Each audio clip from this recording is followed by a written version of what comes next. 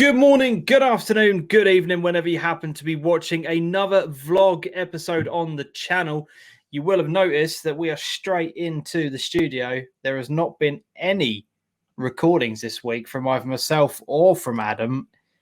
We've just had an unbelievably busy week. Both of us personally have had like work-wise, personal life-wise. It's just not been possible to record anything this week. And I think that just goes to reiterate for me how much I want to do this part-time so I can have an entire day of doing this as alongside what I do at the moment. Because like I said, at the moment, my job's just gone like through the roof. And I know your personal circumstances this week have meant that you haven't really had the time to be able to do the vlogs as well. So it's been a bit chaotic, hasn't it? It's been tough because there's a few things that I set out, even that I told you that I'd do last week, that are of benefit to the show, of benefit to our audience, and not managed to do them. Not been able to do any of it. I'll be honest, mentally, I just haven't felt with it. Like once I've stopped for the day, sorted Finley out, I've literally just been going to bed like really early, and I think probably. The first time in all the time that we've done this that I've actually found it tough to find a balance. And tonight I probably had those feelings for the first time in ages that I didn't know how I was going to get through the show either. Right. Just hadn't set myself up right. I found it really difficult. Right. How do you think you coped with it then? Considering you've had that whole build up to it, do you think you did? Because I have to admit, obviously I knew we'd been talking throughout the week and I knew what was going on, etc. But if I'd have just spoke to you for the first time this evening, I wouldn't have noticed that there was anything that you were particularly worried about. I thought you handled it quite well. No, I think I needed to get my first question out to her to get myself into it. Yeah.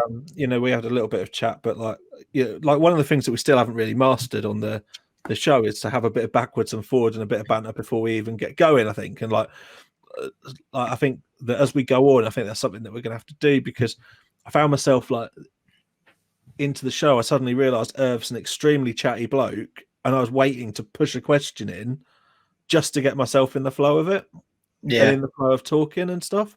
And so that there were things that I think I can learn from this week, and things that I picked up because we didn't have the news to talk about. So I wasn't launched into an early conversation really, or anything like that. Whereas I think that on reflection, if we were to set the show up a bit differently, where we're asking about each other's weeks, asking about what's happened generally in the news and everything else, just a bit more lighthearted and some other topics. We've got time for those at the moment. Like, let's not beat about the bush with it. We've got time to do that and to introduce something a bit different and to have a laugh with the audience as well. I think we might both be a bit looser for when the harder stuff comes. Tonight was great because it was a more relaxed chat and it worked really well, but it's finding that rhythm, isn't it? I suppose for me, I probably find it a little bit easier because obviously I'm the one doing the introduction. I then bring all the slides on. I know what I'm talking about in terms of I know where I'm going from one page to the next, etc. So I have that opening like 3 or 4 minutes to kind of loosen myself up a bit and get myself into the groove. Whereas I think, you probably are right. You're probably sitting there thinking, I might start talking in a minute. It's like knowing when to pose the first question and getting it as the right question, knowing how the audience will react to what you ask. And I suppose subconsciously, I'm always thinking, are the audience going to find the question I'm about to ask interesting, or does it add value as well? And, often you get remarks about the questions that you ask. So there's definitely those thoughts there. It's the beauty of a live show, though, isn't it? Do you know what I mean? You get people's instant reactions. There's not like a pre-recording and someone then types a comment out. You can you'll know if you've done well or not straight away. I think like the biggest thing for me, like what I've learned this week, is pre-booking guests weeks in advance has allowed me to think about questions that I want to ask. One of the ones I'd reflect on, if you've seen the show, that you noticed that I asked about Irv's experience of refereeing bigger games, and it was lucky he's done a cup final recently for me to be able to reflect on. But does that affect his style of refereeing versus a standard game? And like that was something I was keen on, because I tried to draw comparisons when thinking about it as to how players play versus in different matches, and they'll always talk about being up for the cup and everything else, but referees have to have the same parity with every game. Yeah. And that was what I wanted to get to. How did you find Dev? Because I've met him a handful of times. I know what kind of character he is, but I didn't know he was anything like that. And I can see why our audience kind of pushed for him to come on the show. Do you know what I mean? I was thoroughly impressed. Yeah, absolute live wire. And I don't feel disappointed in us for doing it, but I think we could have done a bit more prep, because I think he was ready to push some conversation around racial issues, which I think we could have done better at. I think on reflection now, I think we could have probably prepped the conversation better and asked if it's something that he wanted to talk about, or if there were the thing we never asked of, that we ask every guest nearly. I say nearly because it isn't every guest. Is there something that you would like to talk about tonight? And I think he would have put that on the agenda. Yeah, he possibly would have done. I think for me, I don't want to just be asking him that question because he is black. Do you know what I mean? I don't want to be having that conversation because of the color of his skin. I just want it to be, we're just having a conversation. If it pops up, then we'll talk about it. But I don't want to be one of those people, and I don't want to be one of those. I'm not calling myself a journalist, but do you know what I mean? That they will go straight for the most. Do you know obvious? Let's talk about this topic because you are X. Yeah. So I think don't know. Became clear, like when we spoke to him afterwards, is that he'd like to come back on and open that discussion up with us. And I think that which I'm more than happy to do. Yeah, and as a show, I think we need to be more topically aware rather than just being aware of people and what their response might be. We need to be aware of the topics we need to cover and the people that are therefore relevant to those topics. Yeah. Again, not something that we've spent the time to talk about with each other. We do not think I want to cover someone that's been a top goal scorer in a league and find someone, do our research. We just find people and let them fit in and hear about them. But the problem is that as we found this week, it's the time aspect of this, isn't it? Yeah. That is the biggest problem, is that we are not, we're not sitting around doing nothing with our days and thinking, oh, who should we have on this week? Our weeks now and our days are just unbelievably busy. Like, there was a point last week where I didn't talk to you for 2 days and I felt guilty. I was like, I've just been so busy. I haven't even had a chance to ask Adam how he is. I felt horrible about it. Really, really horrible. But it's like, because we'll go other weeks just talking constantly all week long. Exactly. Like we haven't had a midweek Zoom call for a couple of weeks now. No. Which would be another good point to add a vlog entry. So this week does truly reflect what happens with this show outside of it. I mean, I did my work Sunday night in terms of the Super 6 stuff, and I was tempted to put something together, but I thought, I'm just recording for the sake of it. I'd rather have this discussion openly and be honest with people that check in to say, do you know, some weeks I've got to learn that it's okay not to work a couple of nights a week on it. Yeah, this is the thing. I was doing stuff behind the scenes in order to get myself ready and in the position. Like, we've contacted, for a couple of updates for people who are watching this, we've contacted Your Shirts to ask them about the possibility of, for example, some of our merchandise being available for other people. So we've got that to potentially follow up. I've contacted a couple of clubs to talk to them about me going to visit the ground. Yeah. Potentially doing some ground hopping videos during the current climate and stuff. I'm currently finalising with West Suffolk College. That is the one thing I have done this week and haven't spoken to you about.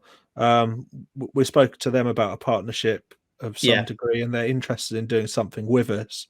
But as part of that, what I really wanted was to get someone from the college on the show talking about football development from a younger age. But they've also said they'd be able to sort of look at maybe getting Ben Chenery on as well and having a word with him, Bury Town manager. And I think that would be a great little link up for us to have on the show. But it's the fact it's not having the time to do that mind mapping of where you want to go next. And I think the stuff with Your Shirts is our next big venture into something. I think we discussed before the show today that we need to utilize Facebook more. We recognize that as an audience, we've got more work to do there. Yeah, I think people might be thinking, well, why Facebook? Because if you look at YouTube algorithm gives you quite a good indication about where your audience is at, and the majority of our audience are between the ages of 30 to 50. Yeah, where Facebook obviously was and still is their kind of go-to source of information. Yeah, Twitter's a good avenue, but that's more for probably say anybody between the ages of 15 to 30. but we're going to lose that as a streaming platform. Exactly. But we're not going to lose Facebook. The other thing that we've spoken about is launching a Twitch channel, not with the aim of being a multi-thousand subscriber base. It gives us something else for live streaming, 100%. Not going to shy away from that. But what it actually does is it just provides a younger audience with a different avenue of looking at us and a way of getting found. Because you just appear and people can click on your video and have a look at it, and we can just jump on and do a Twitch stream and just chat about football for a bit without any organized show. We can do that a lot easier than you can with YouTube. So I think there's a little bit of work to do now. We've got the software and just opening up our avenues a bit. Yeah, but again, we've got a lot of things that we want to do. It's having the time to be able to do that at the moment, which I think we both, hold our hands up are struggling with. But like I said, it's just because of how busy work and outside factors have been over the past couple of weeks, where it's kind of come to a bit of a head. And we've both sort of said, look, have you done this? No, I haven't had a chance to. Well, have you done this? No, I haven't had a chance to. We will get there. But this is why I keep saying about the Patreon side of things, is because the more people that sign up to Patreon, which is a guaranteed monthly source of income for the show and for me, then I can then go around and say, right, I've now got this coming in. I can actually take that step to go, right, I only need to work 4 days a week.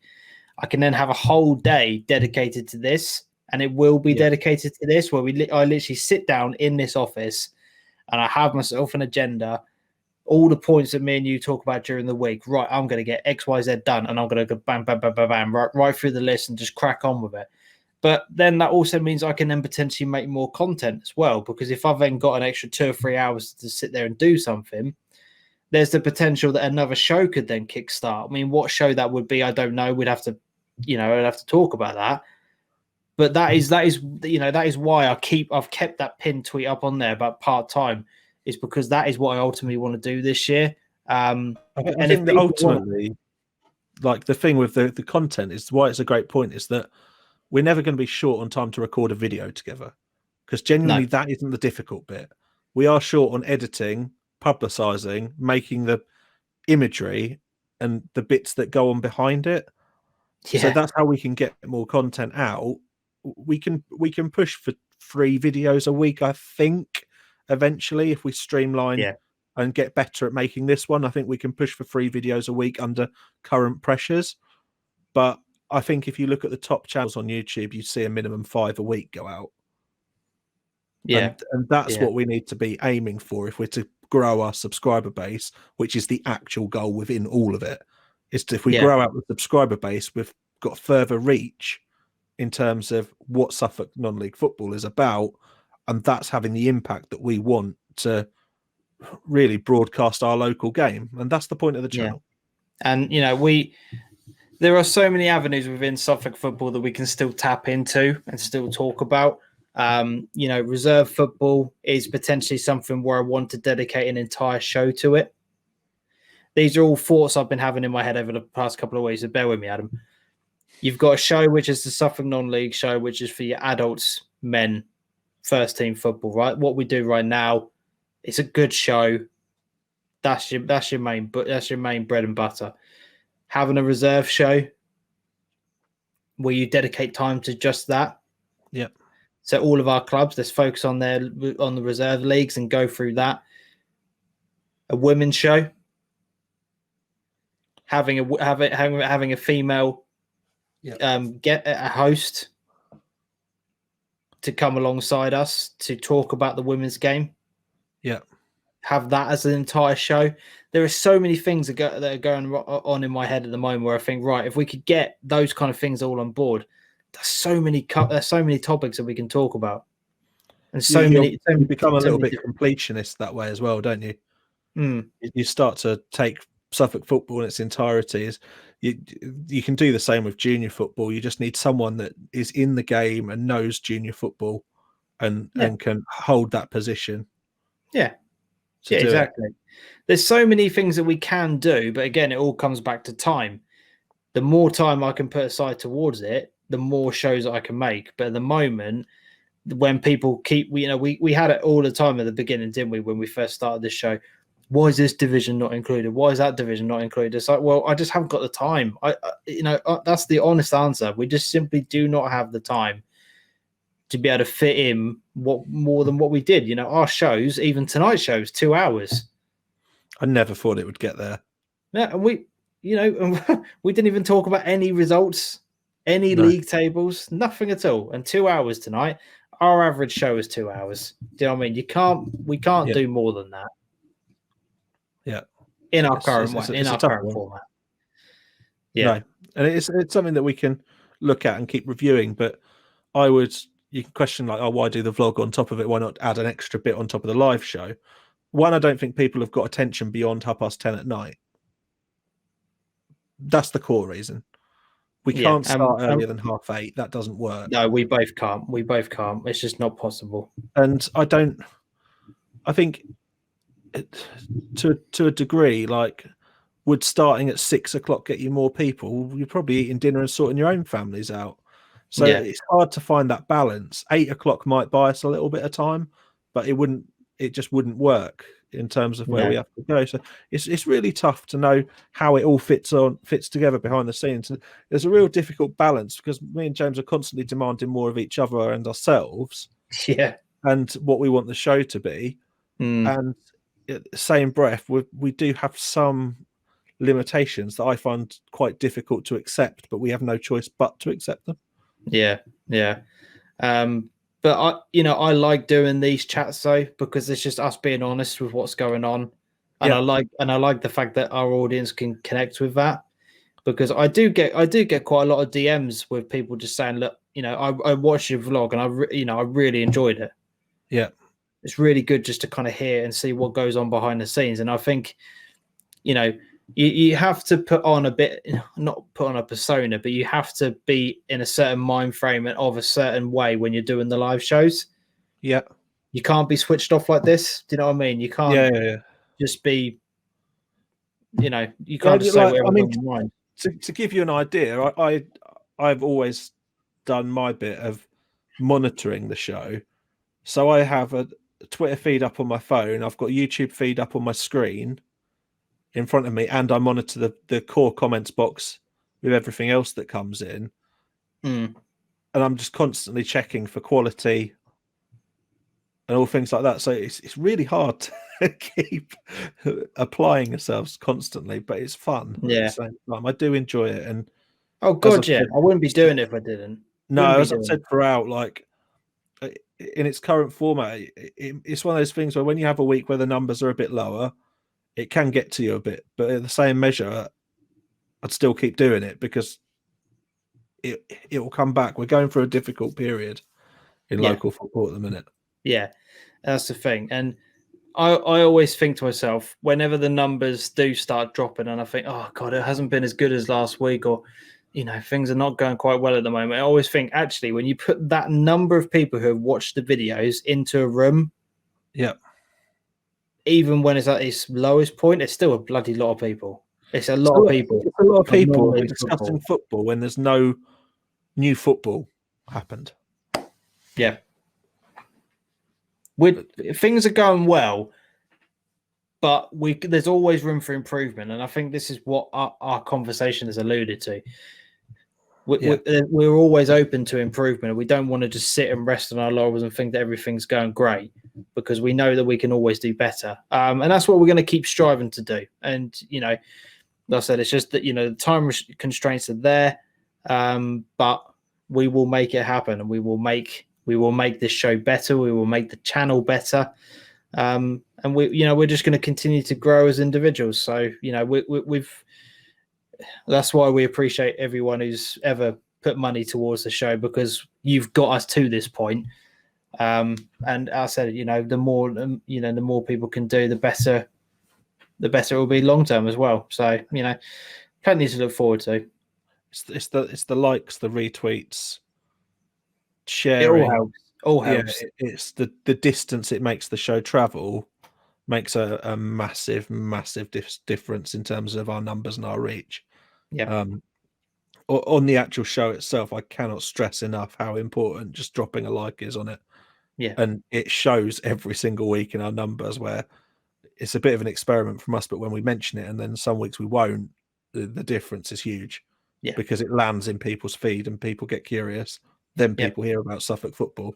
So people will be in for a surprise tonight because there was a lot of likes dropped on it. So when Irv drops in people's feed as to things to watch next, I think they'll be in for for quite a show indeed if they stick around. Yeah, they will enjoy that. Definitely, they will enjoy that. But Adam, really appreciate you coming on, mate. Really appreciate you sticking with me after the show and chatting about our week in general, for being open and honest. And I hope you guys have enjoyed it at home. So if you have, and you are one of those people that watches a live show and you've got to the end on here, we really appreciate you. Thank you so much. Remember, we've got to the end this week, James. It's 20 to 12 at night now on Monday. I know. There's still so much to sort out as well. That's the worrying thing. But yeah, if you are one of those people, give the video a thumbs up, subscribe to the channel, and leave us a comment on some of the future shows that you maybe want us to do. What other things do you want us to talk about? Let us know in the comment section. But until next time, as always, thank you very much for watching. Adios.